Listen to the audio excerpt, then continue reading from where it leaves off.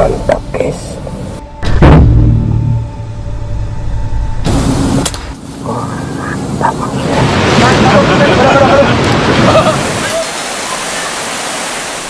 Hello everyone! Indonesia is home to the world's largest population of Komodo dragons, with an estimated 3,000 to 5,700 of these apex predators residing on the islands of Komodo, Rinca, Flores, and nearby areas. Known for their incredible strength, a Komodo dragon's bite can exert up to 600 pounds per square inch, causing severe injuries or even proving fatal.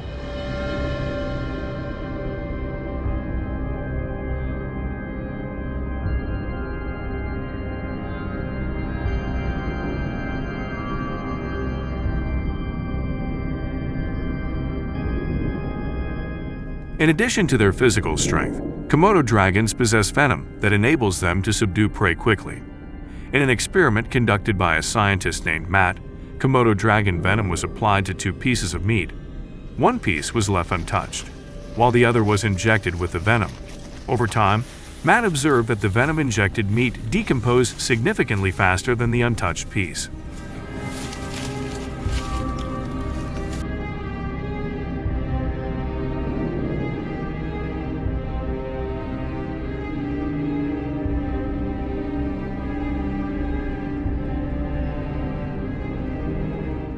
Although they are apex predators, Komodo dragons play a crucial role in maintaining the balance of the local ecosystem by regulating the populations of other species and preventing overpopulation.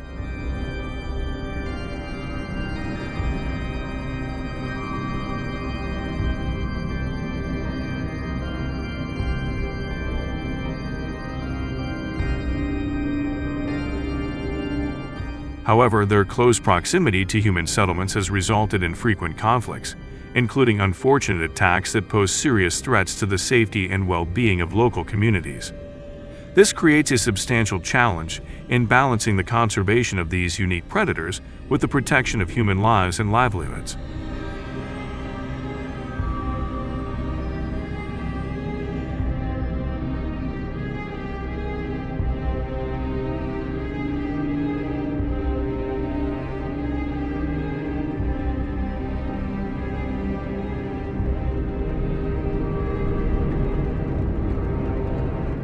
So, what measures should the Indonesian government adopt to address these challenges effectively?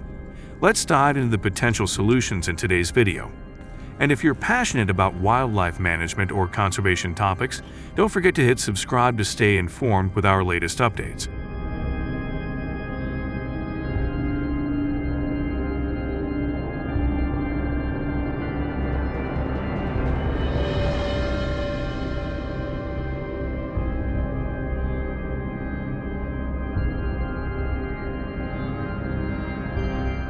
On August 15, 2024, in central Java, a tragic incident occurred when a middle-aged woman named Saidi was viciously attacked by a Komodo dragon while performing her daily chores near her home. The dragon launched a sudden assault, sinking its powerful jaws into her leg. Saidi's anguished cries for help resonated throughout the village, prompting nearby residents to rush to her aid. Despite their efforts to fend off the dragon and transport Saidi to the hospital, her injuries proved too severe, and she sadly succumbed to them shortly after arrival.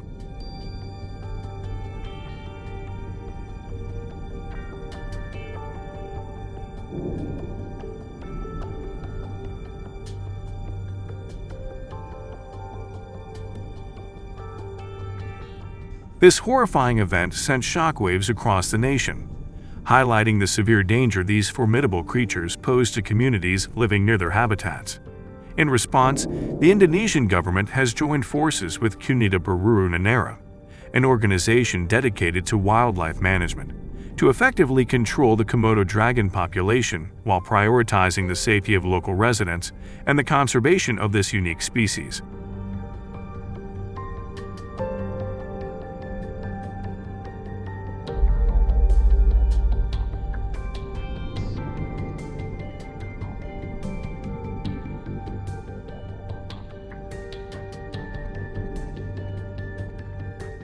To legally hunt Komodo dragons, individuals must secure special permits issued by the Indonesian Ministry of Environment and Forestry. These permits are highly restricted, with only 50 to 100 permits granted annually, contingent upon thorough assessments of the species population and prevailing environmental conditions. This controlled approach aims to balance human safety with the critical need for species conservation.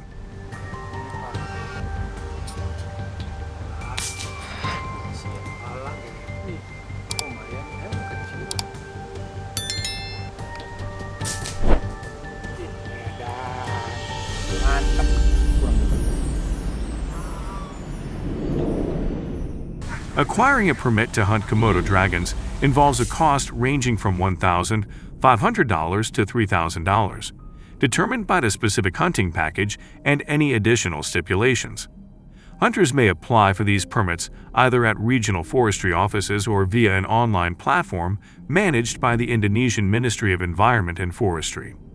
This system ensures transparency and accessibility while regulating hunting activities to safeguard the species.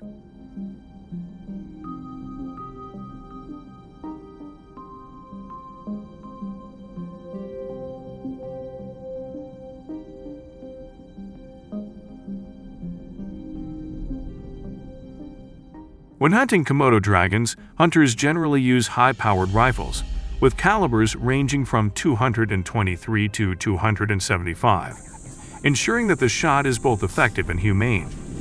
Additionally, hunters equip themselves with advanced optical scopes, often with magnification capabilities between 3x and 12x, allowing for precise targeting from a safe distance. These tools are essential for ensuring the safety of both the hunter and the animal, minimizing the risk of injury to the dragon and increasing the likelihood of a quick and efficient kill.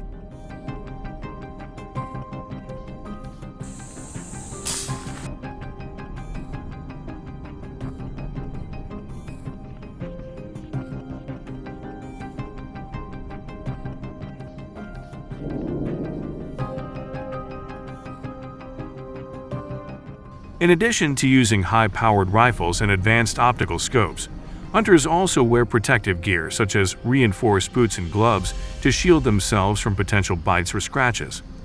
Komodo dragons, being powerful predators, pose significant risks during encounters, so these protective measures are crucial for ensuring the safety of the hunters.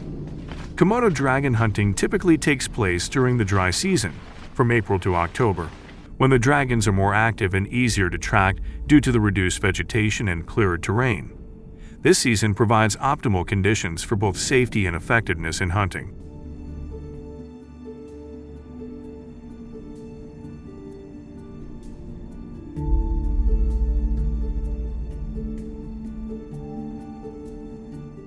Hunters ensure their safety by maintaining a safe distance from the Komodo dragons and carefully observing their movements and behavior.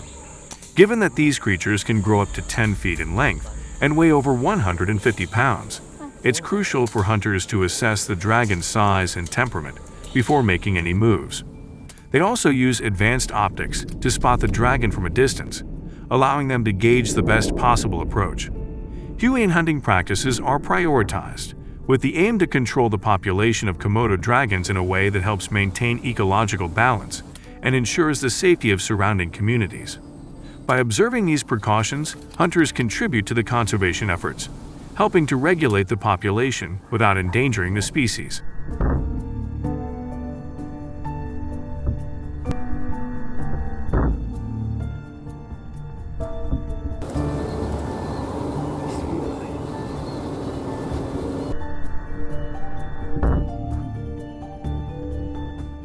Absolutely.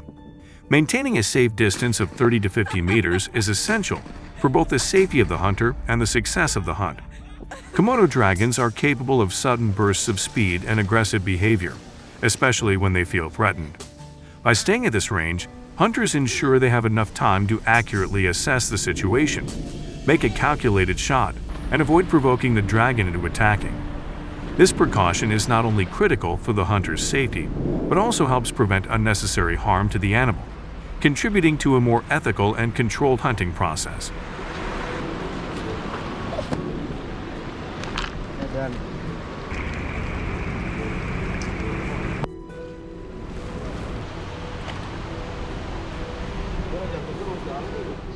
That's a very important regulation for the sustainable management of Komodo dragon populations.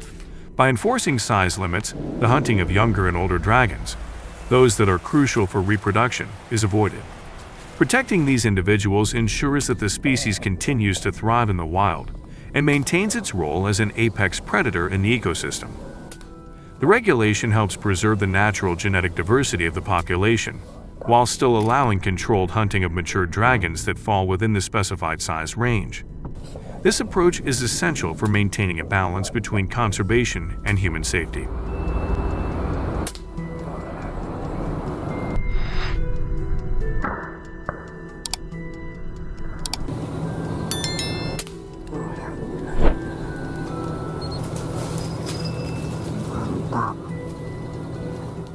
The hunting process, as described, focuses on precision and minimizing harm to the animal.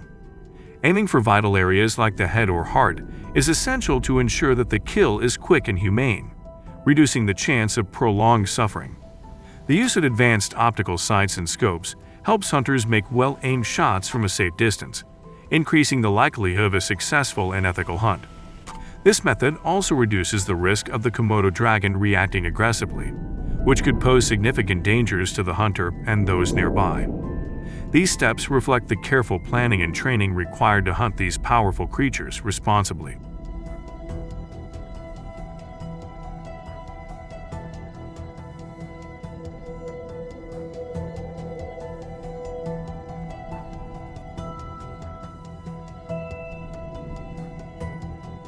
Hunting Komodo dragons in groups of 4 to 6 is a strategic approach that enhances both effectiveness and safety. With their unpredictable behavior and ability to move swiftly, Komodo dragons can pose significant risks. By organizing into specialized roles, hunters can maximize their chances of success while minimizing potential dangers. Trackers are crucial for locating the dragon's tracks and identifying signs of its recent activity, which is important for understanding the dragon's movement patterns. Scouts, on the other hand, are positioned to remain vigilant and watch for any sudden movements or threats, allowing the group to stay prepared and responsive to changes in the environment. This teamwork is essential for ensuring the safety of all involved while maintaining control over the hunt.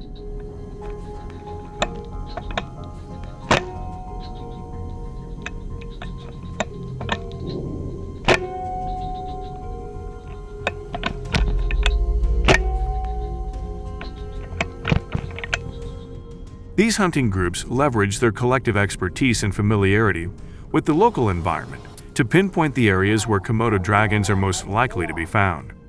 By focusing on regions with recent sightings or evidence of dragon activity, such as fresh tracks or nearby prey, they improve their chances of encountering a Komodo dragon. Local knowledge about the animal's behavior, feeding habits, and preferred habitats plays a critical role in guiding the group to areas where dragons are most active, allowing them to conduct their hunts more efficiently and safely.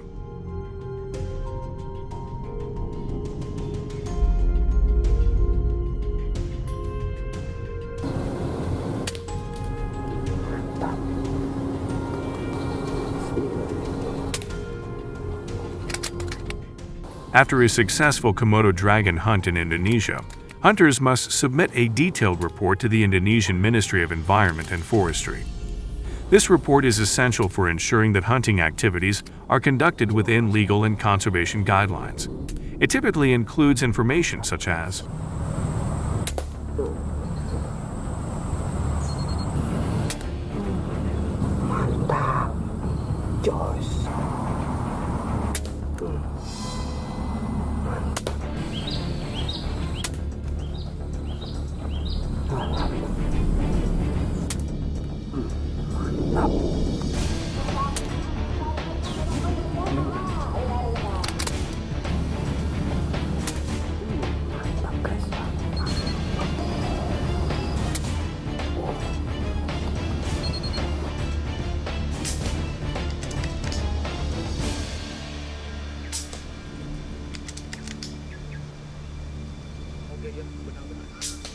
Benang.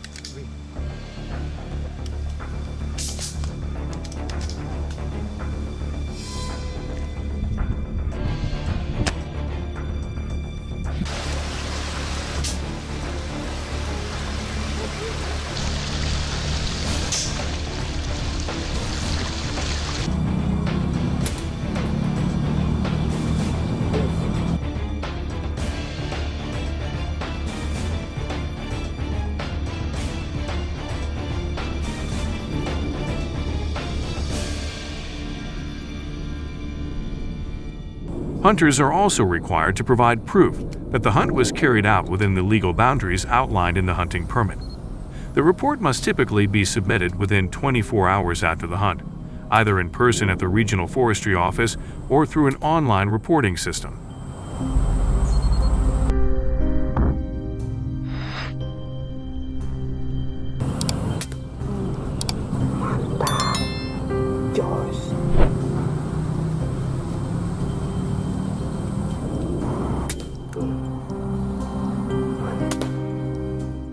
Additionally, due to the potential impact that firearms can have on other wildlife species, some hunters have transitioned to a more traditional and challenging method of capturing Komodo dragons by hand.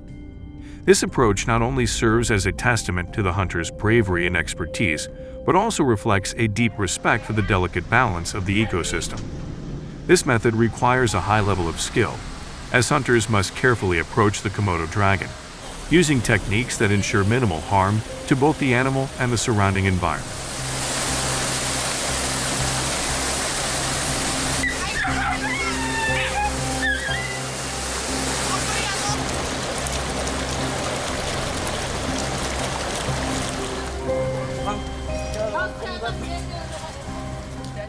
Capturing a Komodo dragon by hand requires a deep understanding of the animal's behavior, as well as physical and mental agility. Hunters must employ specialized techniques and tools to safely and humanely restrain these formidable creatures.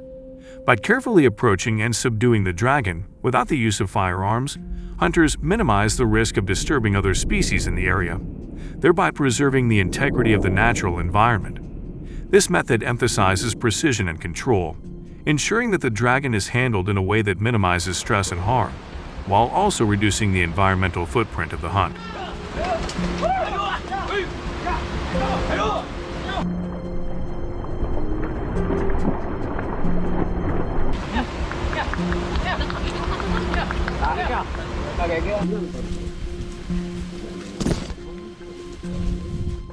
In this way, hunting by hand is not merely a conventional hunting activity. It evolves into a disciplined art form that combines the thrill of the chase with a deep commitment to preserving Indonesia's unique wildlife. This method highlights the importance of sustainable practices and respect for the natural world, ensuring that the balance of the ecosystem remains intact while still addressing the need for population control. By focusing on the humane capture and handling of Komodo dragons, hunters demonstrate not only their skill, but also their role as stewards of the land.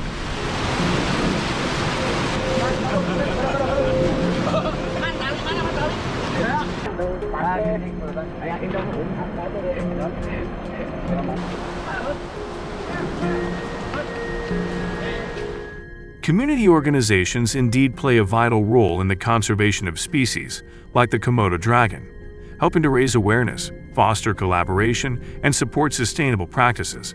The approach by Komodo Baru Manera to protect both humans and wildlife is a great example of how local and national conservation efforts can work together. As for the question about Florida and California, both states have implemented various policies to address the threats posed by invasive species, including dangerous reptiles like pythons and alligators.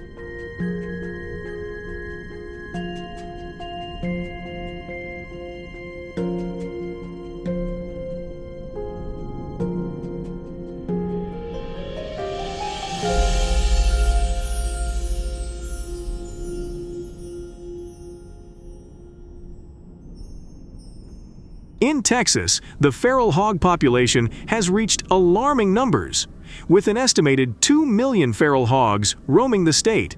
That represents more than 40% of the total feral hog population in the United States, according to estimates from the United States Department of Agriculture.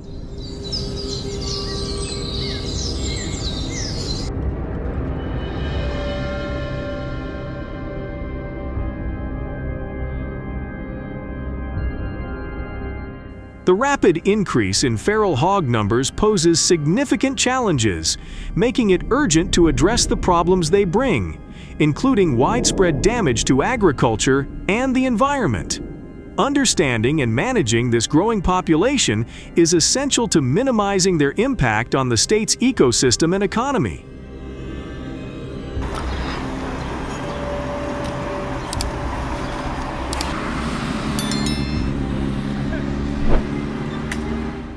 Feral hogs, which eat a varied diet of grasses, fruits, grains, and small animals, cause significant agricultural and environmental damage in Texas. Crop damage alone accounts for $15 billion, while forest damage adds another $500 million to the total. This massive impact underscores the urgent need to manage and control feral hog populations to protect Texas's agricultural and natural resources.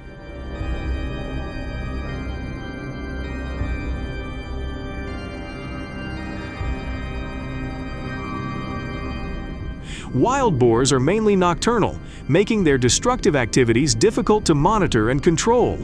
They target farms, orchards, and forests, especially those near residential areas where food sources are abundant.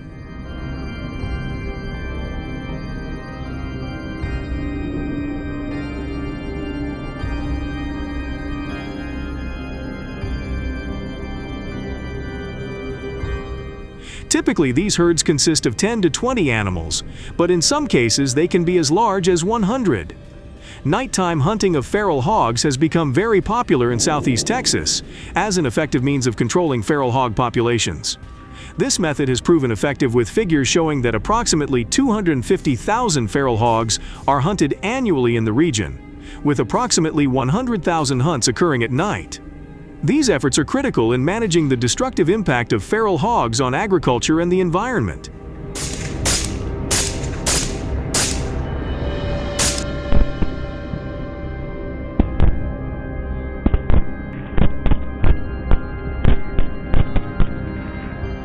Among the notable events are the Texas Night Wild Boar Warriors, Night Boar, and Armadillo Hunting Club Night Boar competitions.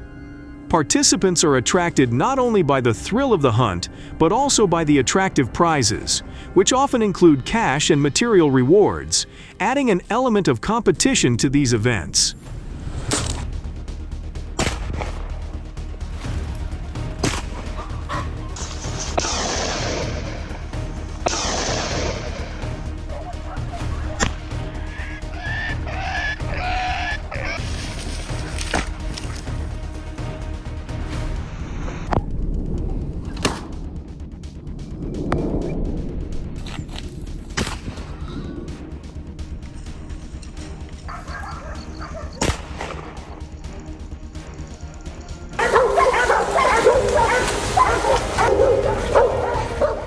Trapping feral hogs is a common practice in Texas to control feral hog populations. Trappers typically set their traps in farmland, wooded areas, and other areas with abundant food and water sources, where feral hogs are most likely to congregate. Once the hogs are caught, hunters wait until morning to harvest them, ensuring a controlled and safe process.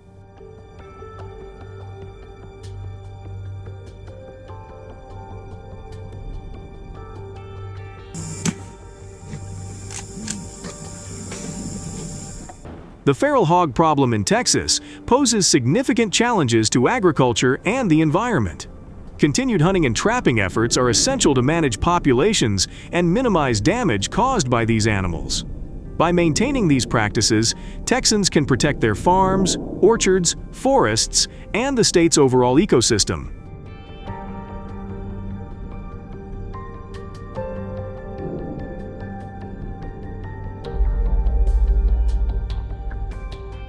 The saltwater crocodiles of northern Australia, particularly the saltwater crocodile, Crocodilus porosus, pose a significant threat to human safety and ecological balance. These apex predators with bite forces exceeding $5,000 lb are not only powerful, but also highly adaptable. Their bite force is 8 times that of a tiger, highlighting their ability to inflict serious damage.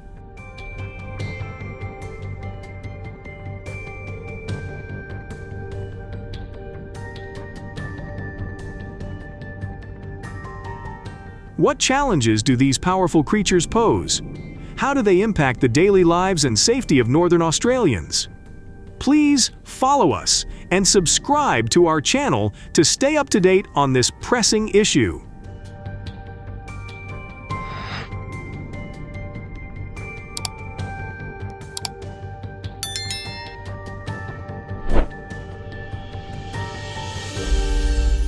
Statistics on crocodile attacks in Northern Australia paint a grim picture.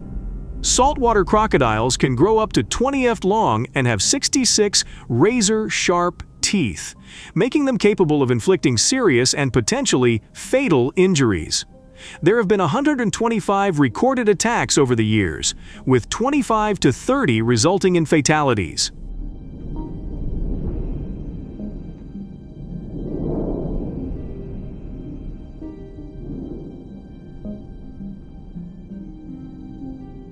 The rainy season is particularly problematic. Heavy rains and winds of up to 135 km/h lead to flooding, causing high water levels that often push crocodiles away from their natural habitats, pushing them into residential areas, farmland, and popular recreation areas. This displacement increases the likelihood of human-crocodile encounters, often with fatal consequences.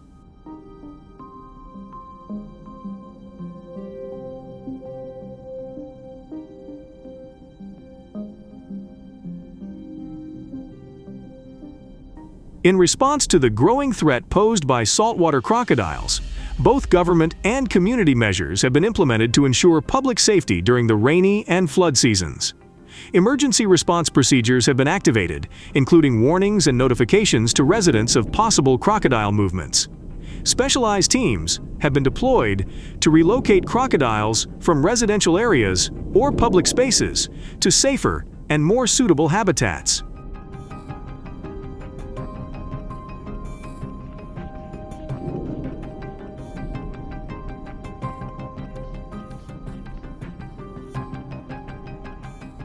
To effectively control the crocodile population in Northern Australia, hunters use targeted methods to reduce their numbers and minimize the damage they cause. Using firearms to hunt crocodiles in Northern Australia offers significant advantages in terms of efficiency and effectiveness. The firearms allow hunters to make quick and accurate shots, especially when targeting vital areas such as the head or neck. This accuracy is essential to ensure a humane and instant death, thereby minimizing the suffering of the animal.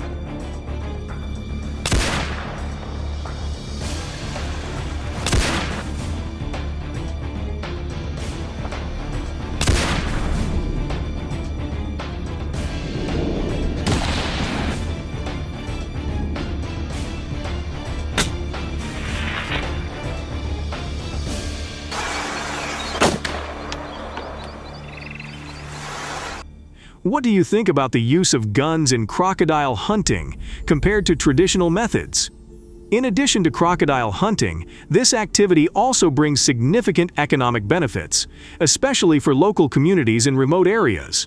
The sale of crocodile skin and meat can generate significant income, supporting livelihoods where economic activities are limited. Crocodile skin is highly valued in the fashion industry for its durability and unique texture, and is therefore highly valued in both domestic and international markets.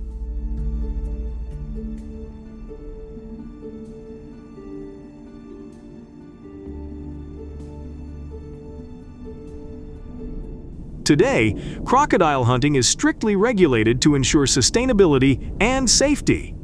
Crocodile hunters must have a valid license and often complete training courses on safety and hunting skills. These courses cover important topics such as proper weapon handling, ethical hunting practices, and hunting is only allowed in designated areas and at specific times of the year, consistent with conservation efforts and the breeding cycles of crocodiles.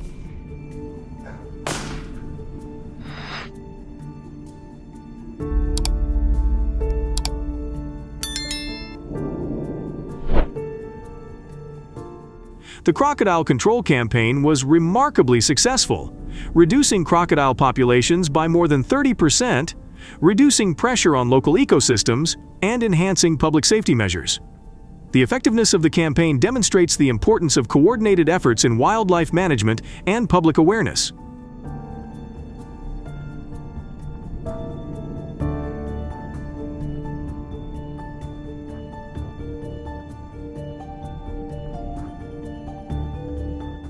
The effectiveness of this campaign shows the importance of coordinated efforts in wildlife management and public awareness. How can we improve these strategies to maintain and enhance the safety and balance of natural environments? Share your thoughts in the comments and continue exploring the next invasive species with us.